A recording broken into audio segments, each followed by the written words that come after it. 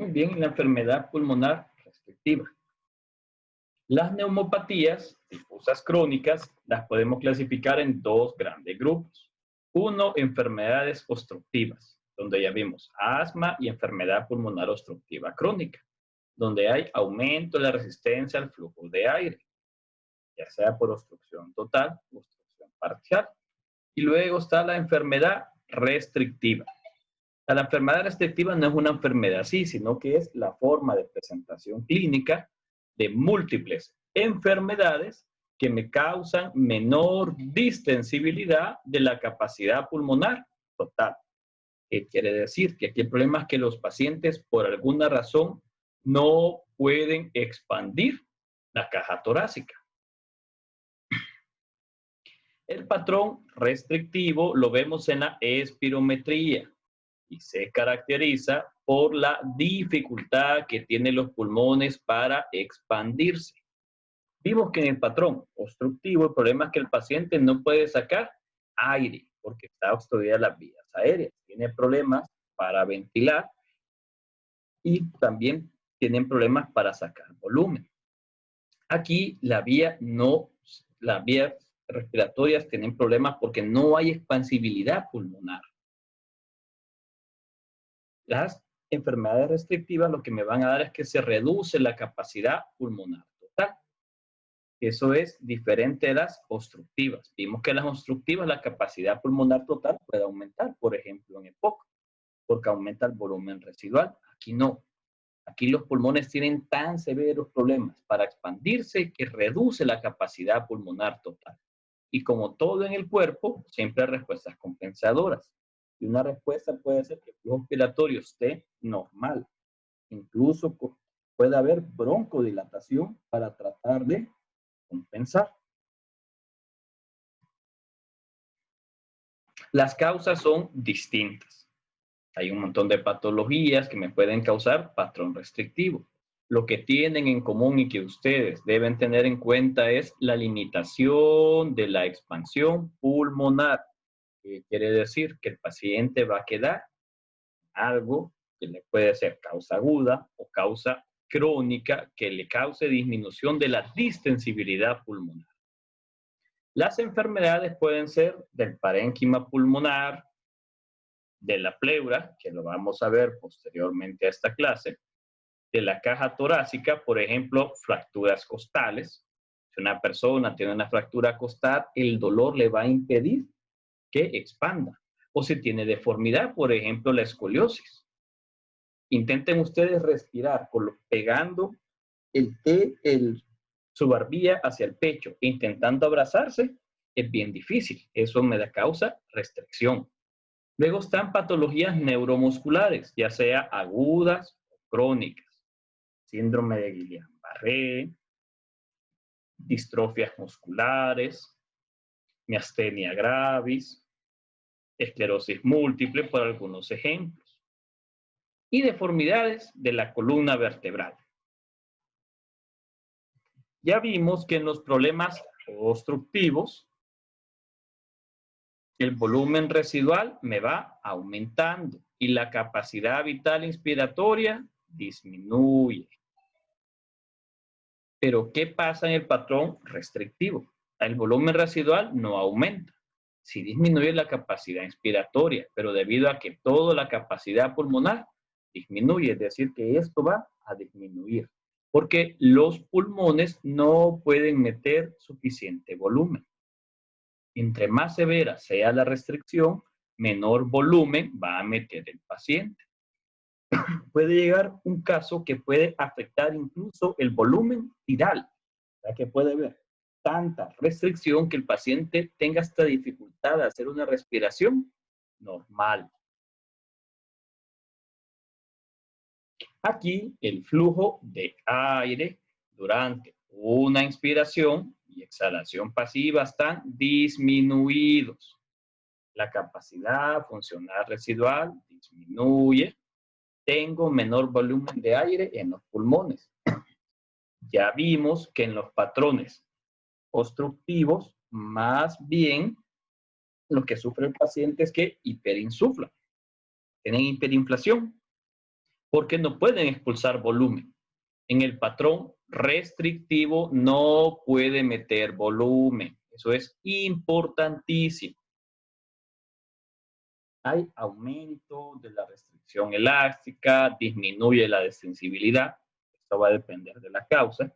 Por ejemplo, si es un problema de parénquima pulmonar, la fibrosis pulmonar, la capacidad elástica está disminuida. Si es un problema, por ejemplo, de derrame pleural, que tuviera derrame pleural del hemitórax derecho, el hemitórax izquierdo va a aumentar la retracción para poder suplir la demanda. Por lo tanto, como el paciente no puede meter volumen, va a tener áreas hipoventiladas. Entonces voy a tener menor ventilación. La respuesta compensadora, siempre y cuando no esté afectada, que hay broncodilatación, ya que las vías aéreas disminuyen su resistencia. Recuerden la clase inicial de fisiología respiratoria. Mayor diámetro, menor resistencia. Menor diámetro, mayor resistencia. Y los pacientes se fatigan. La frecuencia respiratoria obviamente va a estar aumentada. El paciente va a respirar rápido, más rápido de lo normal. Y si este paciente ya estaba desnutrido o es un adulto mayor, fácilmente se puede agotar, llegando al punto incluso de hacer parada respiratoria. También hay disfunción del parénquima que está alterado, hay pérdida de elasticidad pulmonar, recuerden que aquí depende de la causa, y algo que tienen en común y que usualmente se da ya en etapas avanzadas es hipoxemia arterial. Ya los pacientes, va a llegar a un punto en que la restricción es tan severa que hacen hipoxemia arterial. Ya vimos que la hipoxemia me puede causar, por ejemplo, aumento de la presión de las arterias pulmonares, causando hipertensión pulmonar. Entonces, un paciente con neumopatía restrictiva, ¿puede hacer hipertensión pulmonar? Sí. ¿Puede hacer cor pulmonar? Definitivamente. Por la hipoxemia crónica. Y también los pacientes van a tener menor cantidad de saturación arterial en sangre. ¿Qué quiere decir? Si yo coloco un oxímetro en un paciente, la oximetría va a estar disminuida. El cuerpo compensa aumentando la frecuencia respiratoria. Recuerden que la hipoxemia estimula los quimiorreceptores. Los quimiorreceptores envían impulsos al centro respiratorio, aumentando la frecuencia respiratoria. Por eso es normal que la mayoría de pacientes tengan hiperventilación. ¿Cuál sería la excepción de la hiperventilación? Los problemas neuromusculares. En los problemas neuromusculares, el problema es que no se expande porque los músculos están disminuidos.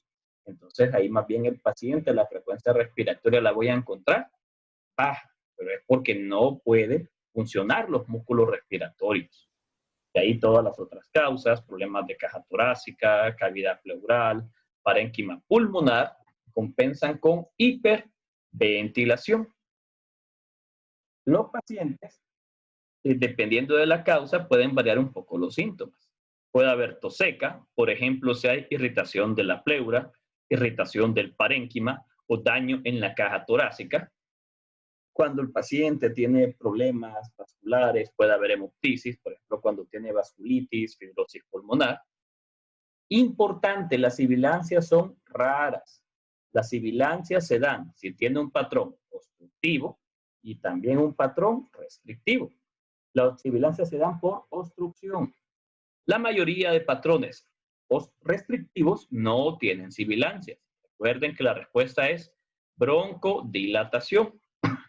El dolor torácico también depende de la causa. Por ejemplo, si hay derrame pleural, si hay lesiones a nivel de caja torácica, puede acompañarse de dolor. Una característica de este dolor es que es inspiratorio. Cuando la persona inspira, puede sentir dolor en la parte afectada. Las crepitaciones se dan cuando hay fibrosis del parénquima. Recuerden que el parénquima pulmonar es elástico. Hay patologías, por ejemplo, la esclerodermia, donde hay fibrosis del pulmón y es sustituido por tejido fibroso. Entonces, disculpen, es esclerosis sistémica. En la esclerosis sistémica hay fibrosis pulmonar. Entonces, en la fibrosis pulmonar se vuelve fibroso el tejido. Y como se escucha, como si ustedes agarraran una bolsita que tiene, o un plástico que tiene burbujitas y comienzan a reventarlas. O como si ustedes soplaran en un vaso con una pajilla, que se escucha un montón de burbujitas. Así se escuchan las crepitaciones. Y ya en etapas avanzadas puede haber cianosis. La cianosis debido a la hipoxemia crónica. Recuerden que cianosis implica hemoglobina desoxigenada mayor de 5 gramos por decilitro.